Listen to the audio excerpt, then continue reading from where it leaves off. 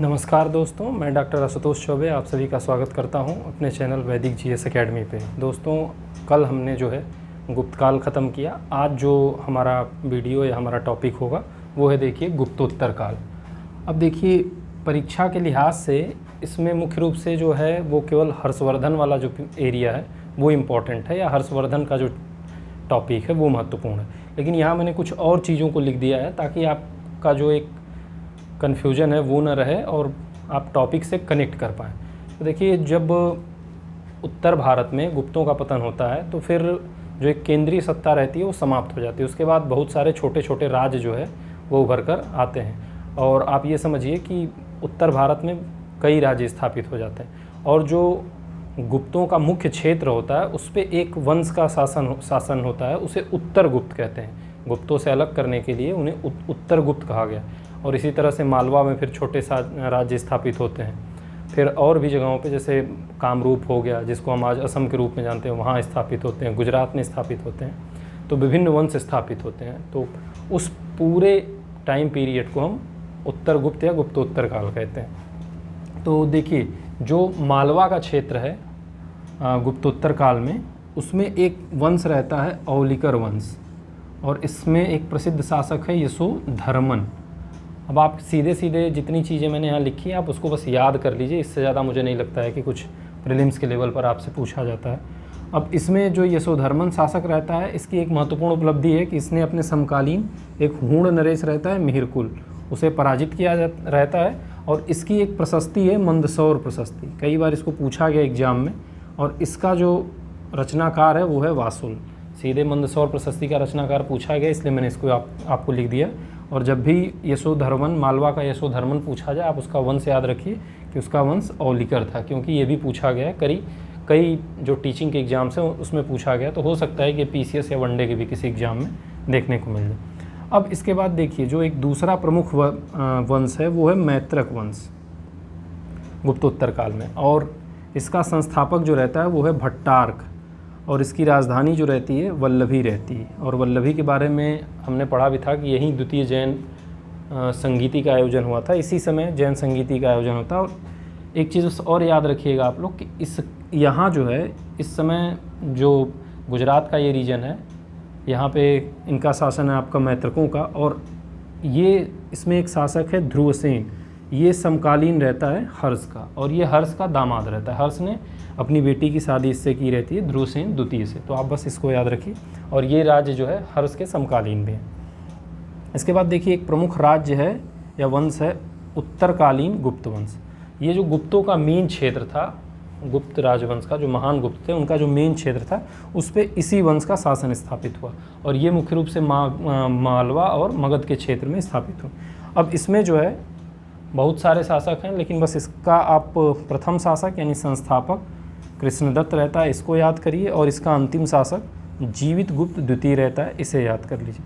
और इनसे संबंधित दो लेख बहुत प्रसिद्ध हैं जो कई बार पूछे जाते हैं, वो बस आप याद कर लीजिए। एक अभिलेख देखिए, अपक्षण अभिलेख, ये बिहार के गया से प्राप्त है। इसका जो ये किस शासक से संबंधित है, तो आदित्य सेन प्रथम का ये अभिलेख है। और एक अभिलेख है देववर्नाक लेख, और देववर्नाक जो है वो अंतिम शासक जीवित गुप्त द्वितीय से संबंधित है। इसमें बस आप इतना याद रखिए। और एक छोटा सा फैक्ट इसमें आप और याद कर सकते हैं, वो है कि इसमें एक शासक रहता है देवगुप्त। आपको देखिए कंफ्यूज नहीं होना है, इसके नाम के अंत में भी गुप्त लगा हुआ है, और ये उत्तर गुप्त शासक भी है, लेकिन ये गुप्त वंश का नहीं है, क्योंकि वो महान गुप्त शासक थे, वो अलग थे। ये जो है देवगुप्त हर्ष का समकालीन रहता है, हर्षवर्धन का, और ये हर्षवर्धन का शत्रु रहता है। हर्षवर्धन का एक शत्रु रहता है गौड़ नरेश शशांक, उससे इसकी बहुत अच्छी मित्रता रहती है, इसलिए हर्ष का ये शत्रु है। बस इतना ध्यान रखना है। इसके बाद देखिए, एक प्रमुख वंश जो है वो है मौखरी वंश। इनसे भी कई बार एग्जाम में प्रश्न आ जाते हैं। अब इसमें देखिए, इसका जो संस्थापक रहता है वो है हरिवर्मा, और इसकी राजधानी जो रहती है कन्नौज रहती। अब इसी समय जो है देखिए, अभी तक हम प्राचीन इतिहास में जो है मगध और पाटलिपुत्र की महत्ता को देखते आ रहे हैं। इस समय आके जो है गुप्तोत्तर काल में कन्नौज की महत्ता जो है मध्यगंगा मैदान में उभरनी शुरू हो जाती है। और अब आप आगे देखेंगे कि इसी कन्नौज के लिए राजपूत काल में त्रिकोणात्मक संघर्ष होता है, और फिर जो राजनीतिक केंद्र होता है वो किस तरह से पूरब से पश्चिम की ओर सरकता है कि पहले मगध रहता है, फिर कन्नौज आता है, कन्नौज से फिर धीरे धीरे सल्तनत काल में दिल्ली की तरफ वो राजधानी चली जाती है। तो उसको भी आप समझ सकते हैं। अब इसमें देखिए कुछ प्रमुख शासक हैं, उनके आप क्रम से शासकों को बस याद कर लीजिए, क्योंकि कई बार क्या है शासकों का क्रम पूछ दिया जाता है। तो संस्थापक इसका हरिवर्मा है। इसके बाद देखिए दूसरा शासक इसका आदित्य वर्मा, तीसरा शासक ईश्वर वर्मा और चौथा शासक ईशान वर्मा। अब यहाँ एक छोटा सा फैक्ट याद कर लीजिए कि जो इसका चौथा शासक ईशान वर्मा है, इस वंश का पहला शासक रहता है जिसने महाराजा धीराज की उपाधि धारण की रहती है, और सबसे प्रतापी शासक अपने वंश का ईशान वर्मा रहता है। ईशान वर्मा के बाद देखिए सरवर्मा शासक बनता है, फिर अवंती वर्मा शासक बनता है, और इसके बाद अवंती वर्मा के बाद ग्रह वर्मा शासक बनता है। और ये जो मौखरी नरेश ग्रह वर्मा है, ये जो है हर्षवर्धन का बहनोई लगता है, और हर्षवर्धन की जो बहन राजश्री रहती है उससे इसकी ग्रह वर्मा की शादी हुई रहती है। और इस ग्रह वर्मा की भी हत्या कर देता है कौन? गौड़ नरेश शशांक। और उसके भाई की भी, हर्ष के भाई की भी हत्या करता है शशांक, और आगे आप देखेंगे कि हर्ष जो है शशांक से बदला लेता है। तो ये आपका मौखरी वंश हो गया, और ये भी जो है हर्षवर्धन के समकालीन रहते।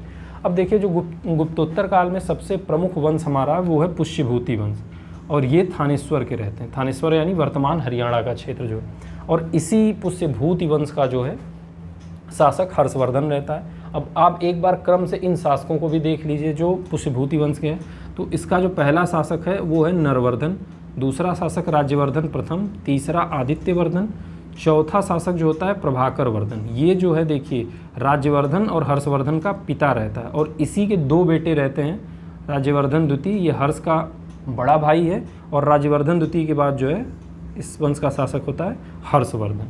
तो आप इस क्रम को याद कर लीजिए, और सबसे महत्वपूर्ण इसमें आपको याद रखना है कि हर्षवर्धन रहता है। अब हर्षवर्धन से रिलेटेड कुछ महत्वपूर्ण चीज़ें हैं जो हमें देखनी है, और आप मान के चलिए कि जब भी आपसे कभी भी किसी एग्ज़ाम में, वनडे एग्ज़ाम या प्रीलिम्स एग्ज़ाम में पूछा जाता है, तो ज़्यादातर क्वेश्चन जो हमारे होते हैं वो हर्षवर्धन से होते हैं। तो इसलिए हर्षवर्धन को जरूरी देखना है। हर्षवर्धन से संबंधित देखिए कुछ साहित्यिक साक्ष्य हैं और कुछ पुरातात्विक साक्ष्य हैं, उसे हमें देखना है। तो इसके दो प्रसिद्ध ताम्रलेख मिलते हैं या ताम्रपत्र हैं हर्षवर्धन के। एक है बांसखेड़ा या बंसखेड़ा, ये उत्तर प्रदेश के शाहजहाँपुर से प्राप्त है, याद रखिएगा। और दूसरा एक इसका लेख मिलता है मधुबन ताम्रपत्र लेख, ये भी बहुत फेमस है, और ये उत्तर प्रदेश के मऊनाथ भंजन या मऊ जनपद से, बनारस के पास में पड़ता है, वहाँ से मिलता है। उसके बाद हर्षवर्धन की कुछ मुद्राएं मिली हैं, देखिए वो कहाँ से मिली हैं उसको आप याद रख लीजिए। नालंदा से मिली हैं, सोनपत से मिली हैं, भिटौरा से मिली हैं, फर्रुखाबाद से मिली। तो आपको ये याद रखना है कि कहाँ कहाँ से मिली हैं। अब जो हर्षवर्धन से संबंधित हमें साहित्यिक साक्ष्य मिलता है वो इसका एक दरबारी कवि है बाणभट्ट, इसकी रचना रहती है हर्षचरित, बहुत प्रसिद्ध है, आप सभी लोग जानते भी हैं, इससे मिलती है। और इसके अलावा हर्षचरित के अलावा जो बाणभट्ट की रचना है वो है कादम्बरी और चंडी सतक। तो हर्षचरित जो है एक तरह से समझिए कि हर्ष की जीवनी है इसमें, और हर्षचरित मुख्य रूप से देखिए 8 उच्छ्वास में विभाजित है। उच्छ्वास मतलब अध्याय है, यहाँ पे 8 अध्याय टोटल हैं। ये भी कई बार पूछा गया परीक्षा में, इसलिए मैं आपको ये बता रहा हूँ। तो ये इसका साहित्यिक स्रोत है हर्षवर्धन को जानने का। अब हर्षवर्धन की जो उपाधि रहती है वो रहती है परम माहेश्वर। ये शुरू में शैव भक्त रहता है और कट्टर शैव रहता है, बाद में ये बुद्धिस्ट बन जाता है। और इसकी दूसरी उपाधि रहती है शिलादित्य, ये आपको याद रखना है। इसकी एक तीसरी उपाधि भी है, वो जनरली सकलोत्तरापथनाथ कहा गया है इसको, और वो जो है पुलकेशिन द्वितीय का जो ऐहोल अभिलेख है उसमें इसको कहा जाता है। तो ये आप याद रखिए। अब देखिए हर्ष ने भी, हर्ष जो है पढ़ा लिखा और सुसंस्कृत शासक रहता है, इसने भी 3 रचनाएं की हैं, जिसमें प्रियदर्शिका, रत्नावली और नागानंद, इसकी 3 प्रमुख रचनाएं हैं, ये आप याद रखिए। और बाणभट्ट से पता चलता है कि यह एक अच्छा सुलेखक और बांसुरी वादक था। तो ये भी एक प्रश्न बन सकता है कि प्राचीन काल में कौन सा शासक था जो बांसुरी बजाता था या बांसुरी वादक था, तो आप याद रखिए कि वो हर्षवर्धन था। अब हर्षवर्धन अपने समय में प्रयाग में एक महामोक्ष परिषद का आयोजन करता था, और ये प्रत्येक 5वें वर्ष में आयोजित की जाती थी, ये आपको याद रखना है।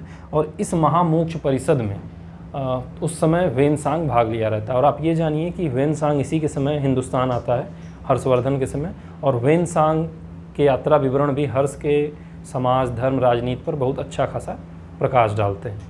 तो ये हर्षवर्धन से रिलेटेड प्रमुख बातें हो गई। अब देखिए जब हर्षवर्धन की मृत्यु होती है, वैसे तो हर्षवर्धन की देखिए राजनीतिक इतिहास जो है वो बहुत लंबा चौड़ा है, लेकिन मुझे उसमें उतना डीप नहीं जाना है क्योंकि यहाँ हम टोटली प्रीलिम्स फोकस करके चलते हैं। अब जब हर्षवर्धन की मृत्यु हो जाती है तो उसके बाद कन्नौज पे एक शासक आता है यशोधर्मन। अब आपको याद रखना है कि अभी मैंने बताया था एक शासक यशोधर्मन, 2 शासक हैं, तो एक मालवा का यशोधर्मन है, एक कन्नौज का यशोधर्मन, तो आपको इसे याद रखना है। तो ये यशोधर्मन जो है कन्नौज में आता है हर्ष के बाद, और ये जो मालवा का यशोधर्मन रहता है ये हर्ष से पहले होता है। तो अब इस यशोवर्धन से संबंधित 2 प्रमुख चीज़ें हैं कि इसका एक दरबारी रहता है वाक्पति, उसकी प्रमुख रचना है गौड़वहु, और ये प्राकृत भाषा में लिखी गई है और ये यशोधर्मन को ही समर्पित है। और इसके दरबार में एक प्रसिद्ध विद्वान रहते हैं भवभूति, और उनकी 3 प्रमुख रचनाएं हैं, उत्तर रामचरित, महावीर चरित और मालती माधव। अब मुझे लगता है कि गुप्तोत्तर काल में इतना फैक्ट बहुत ज़्यादा है आपके लिए, और हर्ष से जुड़ी ये चीज़ें महत्वपूर्ण थी, ये मैंने आपको बता दी। अब इससे ज़्यादा बहुत कुछ प्रीलिम्स में पूछा नहीं जाता है, और बहुत बोरिंग मैं नहीं चाहता हूँ कि नहीं आपका वीडियो या आपका क्लास बने। तो ये गुप्तोत्तर काल हो गया। अब इसके बाद जो है हम कल राजपूत वंश, प्रमुख राजपूत शासक और उनसे संबंधित जो प्रीलिम्स के पॉइंट ऑफ व्यू से ज़रूरी फैक्ट्स हैं उनको हम देखेंगे, और किस वंश की स्थापना किसने की वो सारी चीज़ें हम कल के वीडियो में देखेंगे, और उनके सांस्कृतिक इतिहास को देखेंगे। और अभी के लिए धन्यवाद।